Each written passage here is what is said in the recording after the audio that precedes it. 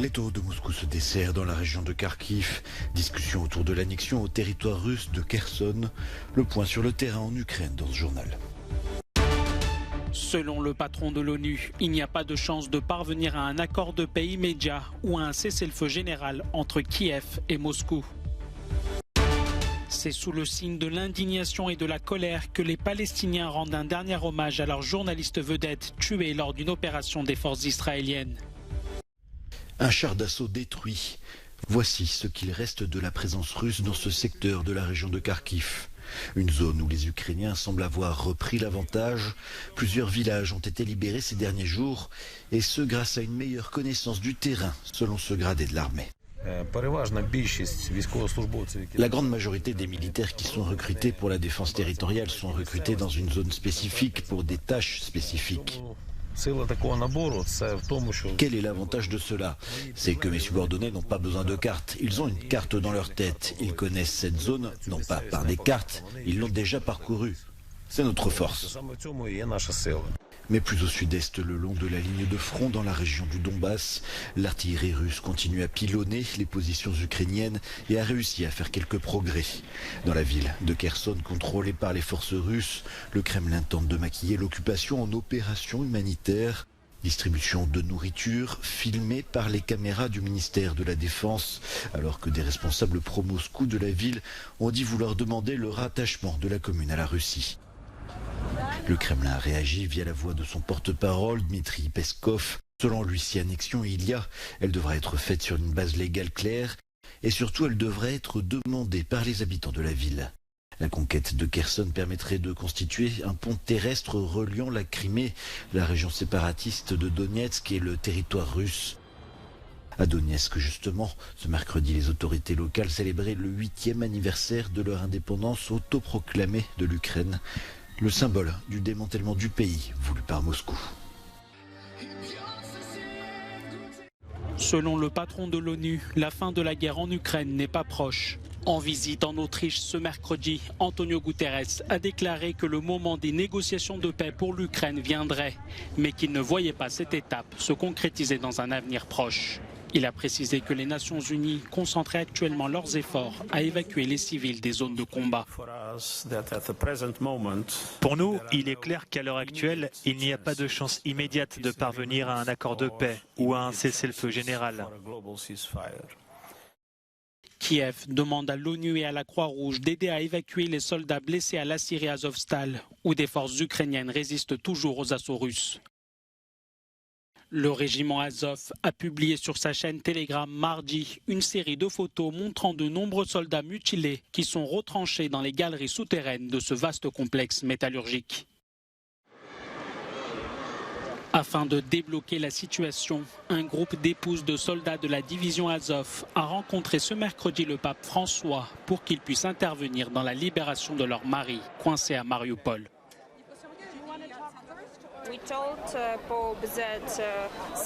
Nous avons dit au pape que 700 de nos soldats sont blessés, qu'ils souffrent de gangrène, d'amputation.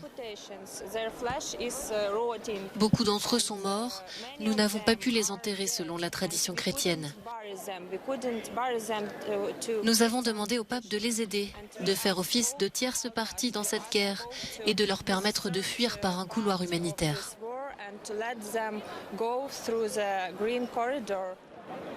Créé en 2014, le controversé régiment Azov est au cœur d'une guerre de propagande entre Kiev et Moscou, qui l'accuse d'être un groupe néo-nazi. Les livraisons de gaz russe vers l'Europe transitant par l'Ukraine diminuent. Les volumes pour l'Allemagne ont chuté mercredi de 25%. L'entreprise ukrainienne Naftogaz met en cause la prise de contrôle par les forces russes de certaines infrastructures gazières dans l'est du pays. Kiev demande à la société russe Gazprom d'orienter le flux vers un autre point de passage sous contrôle de l'Ukraine. L'entreprise répond qu'elle ne peut pas détourner les cours pour des raisons techniques. Les experts remarquent toutefois que les marchés n'ont pas véritablement réagi. À la fois, l'Autriche et l'Allemagne ont signalé qu'elles n'avaient pas été profondément touchées par ces perturbations. Si vous regardez le prix du gaz naturel, il est en baisse. C'est le signe que les traders ne considèrent pas cela comme un événement majeur. En revanche, c'est un signe que les risques liés aux infrastructures en Ukraine représentent un risque pour les approvisionnements russes en Europe. Cet aléa s'ajoute à un autre risque qui est, comme nous le savons très bien, la question liée au paiement en roubles des fournitures de gaz par les entreprises européennes. La Commission européenne explique à Euronews que le problème relève de la guerre menée par la Russie et que l'Ukraine demeure un partenaire fiable. L'institution précise que si ces développements peuvent avoir un impact sur une partie du transit du gaz vers l'Union, ils n'entraînent pas de difficultés immédiates de sécurité d'approvisionnement pour l'Union européenne. Les 27 dépendent fortement des hydrocarbures venus de Russie, mais les États membres espèrent réduire de 2/3 d'ici la fin de l'année leur approvisionnement en gaz russe. Il s'appelle Marat Gabidouline. Ancien commandant de Wagner, il est le premier à dévoiler les coulisses du fonctionnement de ce groupe de mercenaires russes. Un groupe privé qui n'existe pas officiellement en Russie, mais qui n'en est pas moins le bras armé du Kremlin. Marat Gabidouline en apporte la preuve dans son livre. Il raconte ses 4 années passées chez Wagner aux côtés de mercenaires capables du pire. Dans d'autres divisions, il y avait de l'indulgence par rapport à certains actes. Les commandants fermaient les yeux sur beaucoup de choses. Il n'y avait pas d'instruction, d'enseignement, de formation, pas de code de conduite. C'était bien payé, au-dessus du salaire moyen en Russie. Et lorsque nous étions en mission à l'étranger, nous recevions une grosse somme d'argent supplémentaire. Pour Marat Gabidouline, l'étranger, ce fut la Syrie.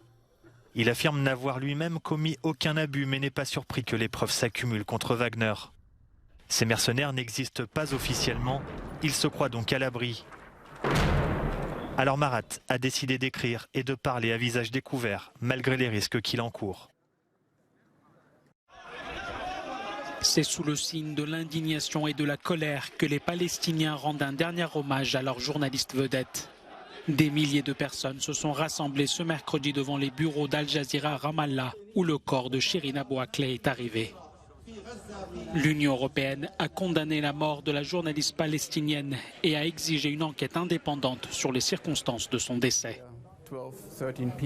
Nous sommes ici pour vous présenter nos sincères condoléances, car vous avez perdu aujourd'hui l'une de vos collègues les plus respectées et les plus merveilleuses. Shirin Abu Akleh a été tuée ce matin à 6 h à Jenin alors qu'elle couvrait l'incursion des forces israéliennes dans la région. Al Jazeera accuse les forces israéliennes d'avoir tué de façon délibérée sa journaliste. Mais cette affirmation est contredite par le Premier ministre israélien. D'après les informations préliminaires dont nous disposons, il est fort probable que la journaliste ait été abattue par des Palestiniens armés. Néanmoins, pour découvrir la vérité, il doit y avoir une véritable enquête. Mais les Palestiniens s'y opposent. Ces images ont été filmées quelques secondes après que Shirin Abu Akleh s'écroule. Elle montre qu'elle portait bien un gilet pare-balles avec l'inscription presse. Ce décès intervient dans un climat très tendu entre Palestiniens et Israéliens. Arrêté ce mercredi à Hong Kong, le cardinal Joseph Zen a été libéré sous caution dans la soirée. Les autorités de la ville chinoise avaient arrêté ce catholique romain ainsi qu'une chanteuse, une avocate et un universitaire pour suspicion de collusion avec des forces étrangères mettant en danger la sécurité nationale de la Chine. Le Vatican avait fait part de son inquiétude alors que le cardinal à la retraite est âgé de 90 ans. Dans ce tweet, un journaliste français rapporte que le cardinal a été arrêté car il assistait au procès de ses fidèles. Ces arrestations signalent que Pékin a sans doute l'intention d'intensifier sa répression à Hong Kong. Elles font suite à l'élection dimanche du nouveau dirigeant de Hong Kong, John Lee, un ancien chef de la sécurité, à la ligne dure installée par Pékin. Les arrestations de ces 4 personnes sont apparemment liées à leur rôle d'administrateur d'un fonds qui fournissait une aide juridique aux participants aux manifestations pro-démocratiques de 2019, durement réprimées. Le fonds a été fermé en 2021.